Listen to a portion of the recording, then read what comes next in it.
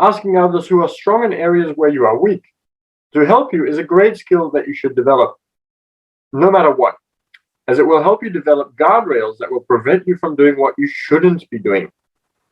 All successful people are good at this.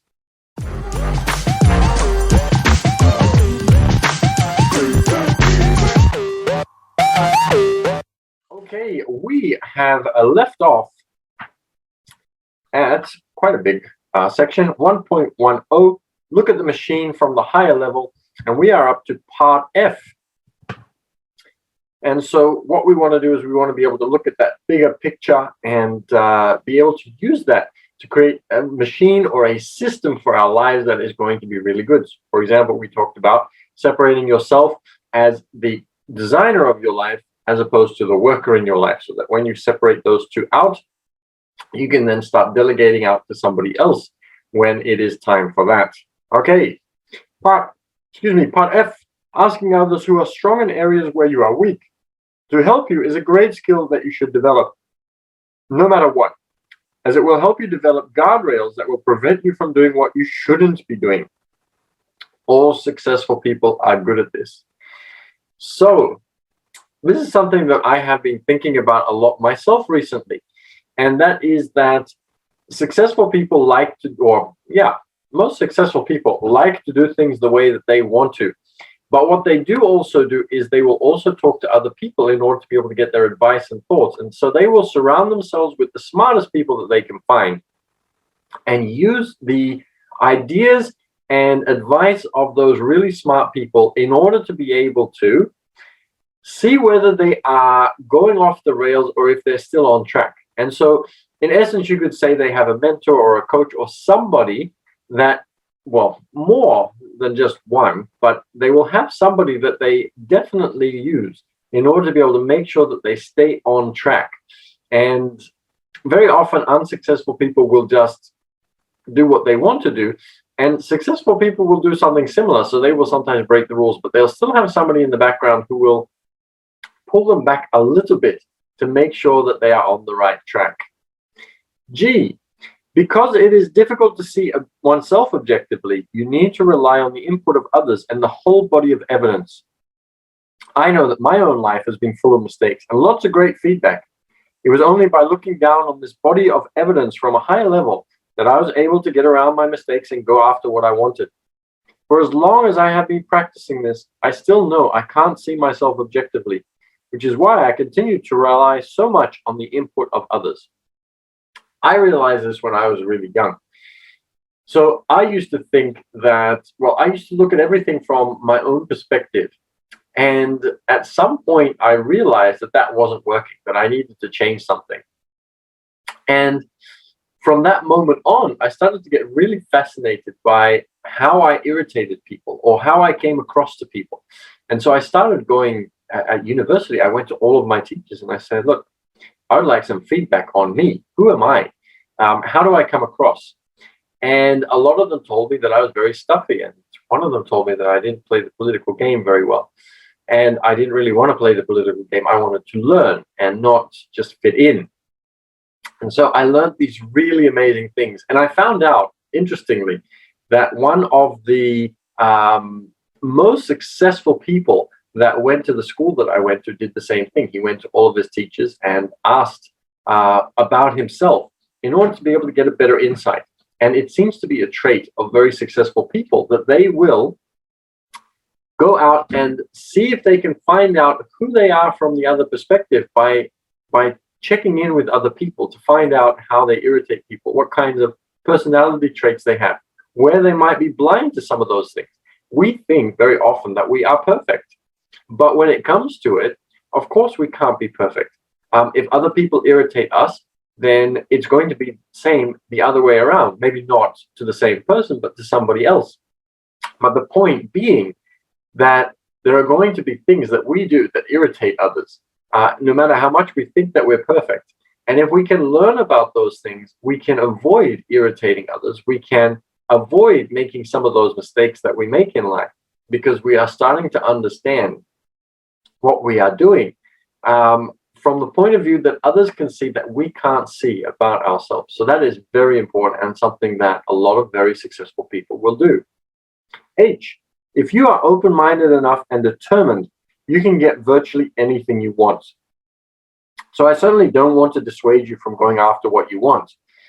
At the same time, I urge you to reflect on whether what you are going after is consistent with your nature. Whatever your nature is, there are many paths that will suit you. So don't fixate on just one. Should a particular path close, all you have to do is find another good one consistent with what you're like. You'll learn a lot about how to determine what you're like later and understand that people are wired very differently. But most people lack the courage to confront their own weaknesses and make the hard choices that this process requires. Ultimately, it comes down to the following 5 decisions. Don't confuse what you wish were true with what is really true. Don't worry about looking good, worry instead about achieving your goals. Don't overweigh first-order consequences relative to second and third-order ones. Don't let pain stand in the way of progress, and don't blame bad outcomes on anyone but yourself. Now, of all of those, I agree, and they are very, very good. But I think that one of the most important ones is the last one. Don't blame bad outcomes on anyone but yourself. It's very interesting. But I used to obviously be like everybody else, and I would think that certain things were because of what somebody else had done or how they had done it. And that just isn't really the case. When somebody asks me nowadays, how are you? I will say, I am very good because I take responsibility for it. And I think we need to take responsibility for everything in life. So everything is a set of decisions, and we can do either A, B, C, D, or E, and every one of those has a consequence. Every one of those has a reason for doing, and either it's going to work or it's not going to work. But ultimately, we are the ones who chose A, B, C, D, or E. It's not that life gives us certain things. If we come back to that ibis in the garden that I was talking about, I think it was yesterday and the day before. I think I spoke about it twice. And the ibis has been injured and the ibis is limping. But the ibis doesn't complain to anybody and say that there is an issue in his life because he has a broken foot. And he doesn't ask somebody else to bring him food. The ibis just limps around and takes responsibility and says, well, this is just how it is, but I still need food. So he still goes out and looks for food and the ability to be able to do all of these different things that he needs to be able to survive, to be able to still have a good quality life. The ibis takes full responsibility for whatever is happening and makes sure that he just continues on and doesn't complain and doesn't have any issues. So if we take responsibility, the nice thing about that is that it means that we are going to then move forward with our lives. Instead of complaining and not taking action, when you take responsibility for everything that happens in your life, it gives you the ability to say, okay, what's done is done, and it allows you to move forward. When you don't take responsibility, it holds you back from actually taking new action very often, because what it does is it says, okay, it wasn't my fault. I have to look for somebody else to blame. Then you blame that other person. And instead of just correcting and moving forward, you are now taking and spending all of that energy and all of that time on blaming somebody else, on looking for somebody to complain to or to sue or to do all of these different things. Whereas you could have just said, okay, I take responsibility and I'm going to look for a solution, and you move forward. So different ways of looking at things. Okay, and then we are on the next page, which looks very interesting. We've got in very big, bold red writing, it says, bad, avoid facing harsh realities. Good, face harsh realities. And there's a couple of these pages. Bad, worry about appearing good. Good, worry about achieving the goal. Bad, make your decisions on the basis of first-order consequences. Good, make your decisions on the basis of first, second, and third-order consequences. Bad, allow pain to stand in the way of progress. Good, understand how to manage pain to produce progress. Bad, don't hold yourself and others accountable. Good, hold yourself and others accountable. And now we're up to part 2. Use the 5-step process to get what you want out of life. It seems to me that the personal evolutionary process, the looping I described in the last chapter, takes place in 5 distinct steps. If you can do those 5 things well, you will almost certainly be successful. Here they are in a nutshell. 1, have clear goals. 2, identify and don't tolerate the problems that stand in the way of your achieving those goals. 3, accurately diagnose the problems to get to their root causes. 4, design plans that will get you around them. And 5, do what's necessary to push these designs through to results. Together, these 5 steps make up a loop, like the one on the facing page. Let's see if we can get it. There we go. So you've got the loop, and that loop is those 5 steps. So as you start out on that loop, it's your goals, then it's the problem, then it's the diagnosis, the design, and the doing. It's very similar to what we were speaking about probably about a week and a half ago, where I said, first you set a goal, and then you implement, and then you evaluate and find out what's not working, and you adjust, and then you set the next goal.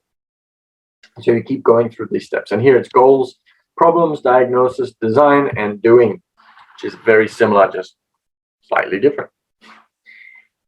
First, you have to pick what you are going after, your goals. Your choice of goals will determine your direction. As you move towards them, you will encounter problems. Some of those problems will bring you up against your own weaknesses. How you react to the pain that causes is up to you. If you want to reach your goals, you must be calm and analytical so that you can accurately diagnose your problems.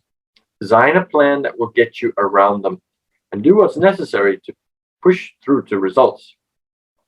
Then you will look at the new results you achieve and go through the process again. To evolve quickly, you will have to do this fast and continuously, setting your goals successively higher. You will need to do all 5 steps well to be successful, and you must do them all at Let's start that sentence again. To evolve, you have to do this fast and continuously. You will need to do all 5 steps well to be successful, and you must do them one at a time and in order. For example, when setting goals, just set goals. Don't think about how you will achieve them or what you will do if something goes wrong. When you are diagnosing problems, don't think about how you will solve them. Just diagnose them. Blurring the steps leads to suboptimal outcomes because it interferes with uncovering the true problems. The process is iterative. Doing each step thoroughly will provide you with the information you need to move on to the next step and do it well. It is essential that you approach this process in a clear-headed, rational way, looking down on yourself from a higher level and being ruthlessly honest. And I say you can also add other people in to be able to help you with that, not just doing it yourself. If your emotions are getting the better of you, step back and take time out until you can reflect clearly. If necessary, seek guidance from calm, thoughtful people.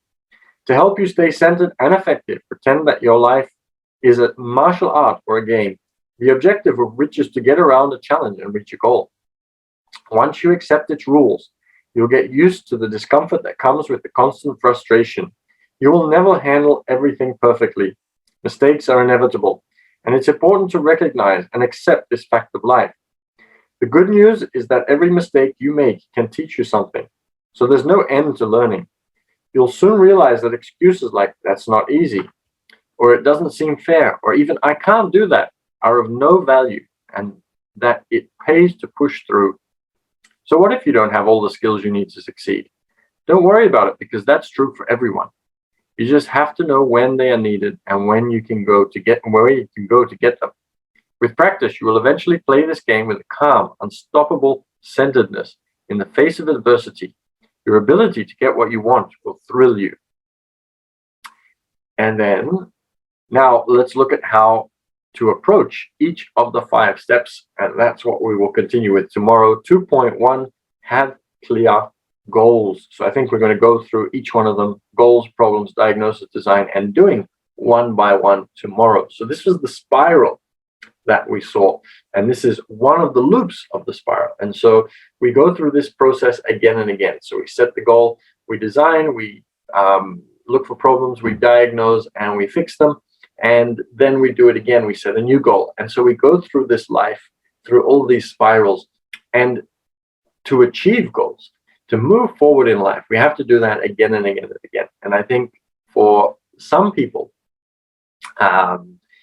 it's a process that we do once or twice and not that many times, because we don't set new goals and we accept our lot in life and we just say, this is how it is, there's nothing I can do about it, and it's scary to set new goals. But what we really want to do is so the human condition is to set goals, to achieve things, to get better, to grow, to evolve, and to constantly be doing more. And yet very often people will stagnate. And so what we want to do is we want to get back on that path of setting new goals and going on that spiral and going through quicker and quicker and achieving more and more and creating a more wonderful life. And as I said, this is the human condition. I think sometimes we forget about it, but this is where we want to be. And this is natural in our lives to do that. So I hope you enjoyed today's reading. If you would like to listen to me read the other chapters that you may have missed if you just joined us, then you can do that at the Passive Cashflow Club on YouTube. Would love to have you there. We're also starting to do question and answer videos. So if you have a question, if there's something that you're not sure of in any of the books that we've been reading, if you have a question even about the past books that we've been reading, like Rich Dad Poor Dad, then you can ask your questions by going to Instagram and sending me a message at business_team_6_official. And I would love to see you there and get to know some of you, because I see your names and I see different things. And if I go through the big O, I can see who sent little hearts and different other things. Young God, nice to see you again. And there's a couple of other people that I have seen before. So great to see you all, and I'll go through it in just a moment and see who joined today. So I would love to hear from you, get to know you, and have a chat to you and see what it is that you are doing in life and what you like about the reading and how it changes your life and how it might not change your life and what I can improve. I would really love to get to know you and be able to do that, but also answer your questions. So if there's something you're not sure of, if there's something around wealth creation, passive income, investment, all of those different kinds of things, the economy, I would love to be able to do that. I'm also about to start. I did one video and I'm going to do some more where I read the financial review. Oops, there we go. And or parts of it. And I will actually explain how it can benefit or not benefit, or what is going on with the economy that might impact on your investments and how it relates to business and real estate, stocks, and all these other different things. There's been a lot of very interesting articles about NFTs and blockchain and different other things as well. So I'm going to start putting those on Facebook. So feel free to reach out on Facebook. My name on Facebook is Menno. You can probably just find me by looking for my first name, MENNO, Free Flow Menno, and you will probably find me as one of the first people that pops up with that name. And my surname is TABBERNAL, and you will be able to find me and befriend me on Facebook and see those Facebook Lives that we'll be doing. So that is all very, very exciting. We also have Cashflow and Cashflow life simulators that we run in order for you to be able to get better and to learn and practice the skills of investing in business, real estate, stocks, and other things. And you will learn the vocabulary. You'll be hanging around with people who are like-minded and able to help you to get into the ideas and support you and challenge you and get you on the path to the success that you want to achieve. So that is also very exciting. So you can reach out and let me know that that is something that also interests you, either on Instagram, or you can also reach out on Facebook Messenger if you like, which you'll find under my Facebook. So I would love to hear from you wherever you reach out to me. I really appreciate you all being here, and I would love to get to know more of you and actually start a conversation and see what you're up to in life. So just let me know if you're interested in the game as well, if you'd like to play Cashflow and then start taking it more seriously and take it beyond the game to actually learn and use it as an educational tool. And then you can do that as well. And I would love to take you on that journey. So feel free to reach out. And I'm looking forward to getting to know so many of you. Okay, we're going to wrap this up and get into the day. I hope that you are ready to achieve some really amazing things. So I would advise you today to have a go at setting some goals, having a look at some of the problems that come up, diagnosing those problems, and then correcting those problems, and then taking actions to correct them. Because there's one thing to know what the solution is going to be, but it's another to then actually take action to correct it. So let's all go out and do that today. Have an amazing day. And today is today Thursday or Friday? That's a good question. So if today is Thursday, I'll see you tomorrow. If today is already Friday, I think it's Friday. That one doesn't tell me. I think it is Friday. So I will see you on Monday for another reading. And I'm looking forward to seeing you then. Thank you so much for joining. I really appreciate it. And remember to make the switch to unlock your rich, because doing the same thing will not really get you anywhere. But making that switch will unlock the rich, and not just financially, but in relationships, in health, in every aspect of your life. See you on Monday. Have a great weekend.